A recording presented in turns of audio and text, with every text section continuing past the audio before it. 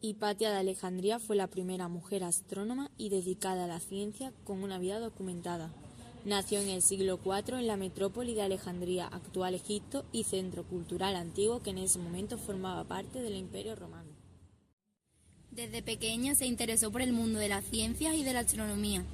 Era hija y discípula del matemático y astrónomo Teón, figura notable de la época que se dedicaba a transcribir textos y elaborar comentarios.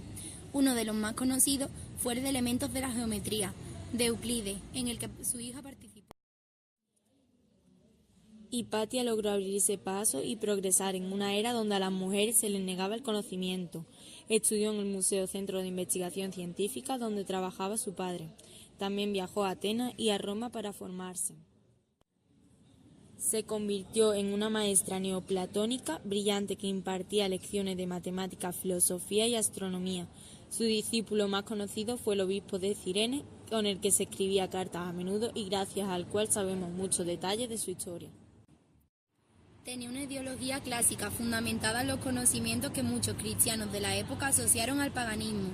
Hipatia no se conformaba con lo establecido, fue más allá con las investigaciones de su padre sobre el movimiento de los astros.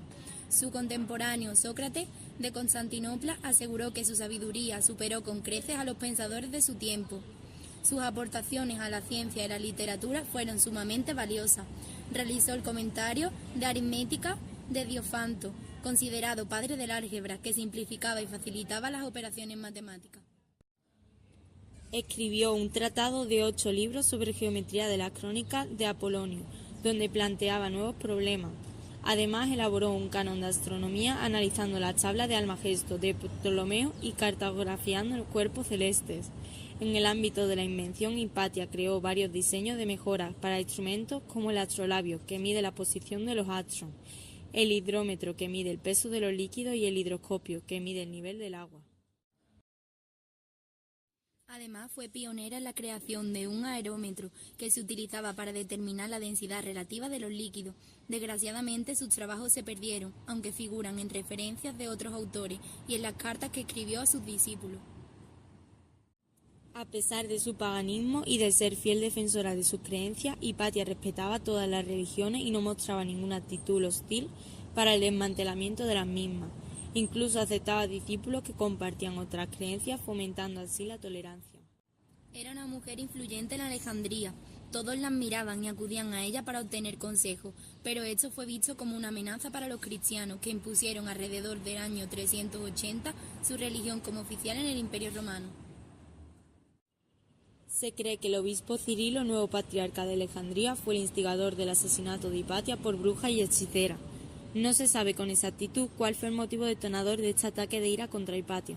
Algunos aluden a la envidia por parte de Cirilo hacia su carisma, otros a su influencia y a las relaciones que mantenía con Orestes, prefecto imperial de la ciudad, que ya había sido apedreado por parte de los radicales. Su asesinato tuvo lugar en marzo del año 415-416. Una masa de fanáticos religiosos la detuvo en su carruaje mientras volvía a casa y la arrastraron hasta la iglesia Cesáreo, donde la obligaron a desnudarse. Tras esta vejación fue apaleada hasta la muerte y descuartizada utilizando tejas y conchas. Sus restos fueron exhibidos como trofeo por toda la ciudad hasta llegar a la zona llamada Cinarón, donde fueron calcinados hasta convertirse en cenizas. Ella fue olvidada y Cirilo canonizado. A pesar de que pintores y escritores la representaron en el momento de su muerte como una mujer joven, las fechas indican que debía tener en torno a 50 o 60 años cuando fue asesinada. Su historia inspiró a muchos artistas y aparece mencionada en revistas, personajes de libros, cómics, tipografías y obras de teatro. Además, fue llevada al cine en 2009 por el director Alejandro Amenábar con la película Ágora. En el crimen atroz cometido contra Hipatia, pasó a la historia como uno de los más sobrecogedores. Se convirtió en símbolo de destrucción del pensamiento clásico y avance del oscurantismo. Hipatia de Alejandría se suma a las grandes pensadoras de la historia que fueron censuradas, repudiadas y asesinadas por defender sus ideales y